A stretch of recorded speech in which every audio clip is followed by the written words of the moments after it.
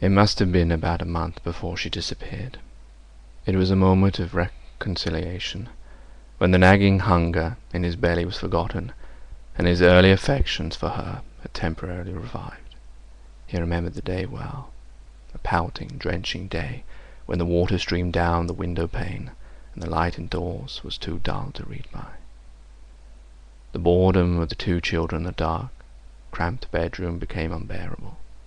Winston whined and grizzled, made futile demands for food, fretted about the room, pulling everything out of place and kicking the wainscoting until the neighbours banged on the wall, while the younger child wailed intermittently. In the end his mother said, "Now be good, and I'll buy you a toy, a lovely toy, you'll love it." And then she had gone out in the rain, to a little general shop, which was still sporadically open nearby, and came back with a cardboard box containing an outfit of snakes and ladders. He could still remember the smell of the damp cardboard. It was a miserable outfit. The board was cracked, and the tiny wooden dice were so ill-cut they would hardly lie on their sides. Winston looked at this thing sulkily, and without interest, but then his mother lit a piece of candle, and they sat down on the floor to play. Soon he was wildly excited and shooting with laughter as the tiddlywinks climbed hopefully up the ladders, and then came slithering down the snakes again, almost to the starting point. They played 8 games, winning 4 each. His tiny sister, too young to understand what the game was about, had sat propped up against a bolster, laughing because the others were laughing. For a whole afternoon they had all been happy together, as in his earlier childhood. He pushed the pieces out of his mind. It was a false memory.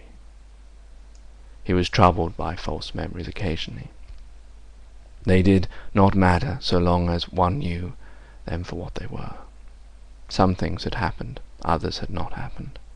He turned back to the chessboard and picked up the white knight again. Almost in the same instant it dropped onto the board with a clatter. He had started, as though a pin had run into him. A shrill trumpet call had pierced the air. It was the bulletin. Victory.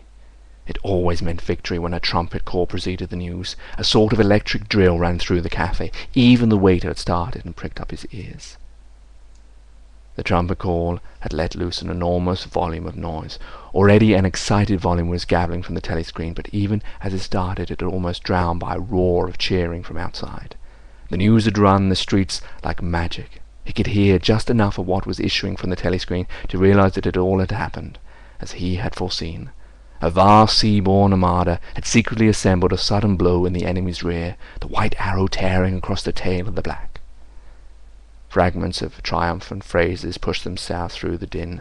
Vast strategic maneuver, perfect coordination, utter rout, 500,000 prisoners, complete demoralization, control of the whole of Africa, bring the war within measurable distance of its end victory, greatest victory in human history, victory, victory, victory. Under the table, Winston's feet made convulsive movements.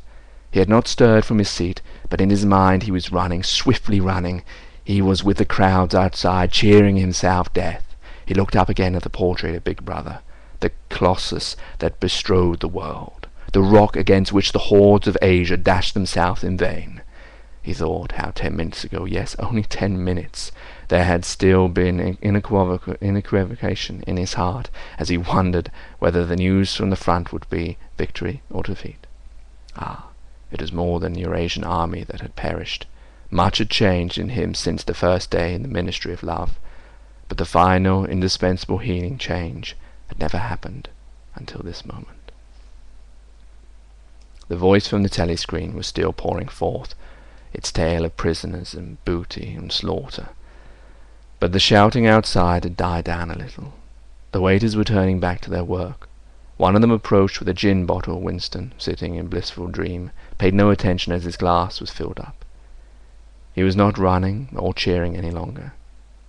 He was back in the ministry of love, with everything forgiven. His soul was white as snow. He was in the public dock, confessing everything, implicating everybody. He was walking down the white-tiled corridor with the feeling of walking in sunlight, and an armed guard at his back. The long-hoped-for bullet was entering his brain. He gazed up at the enormous face. 40 years it had taken him to learn what kind of smile was hidden beneath the dark moustache. O cruel, needless misunderstanding! O stubborn, self-willed exile from the loving breast! 2 gin-scented tears trickled down the side of his nose. But it was all right. Everything was all right. The struggle was finished. He had won the victory over himself. He loved Big Brother.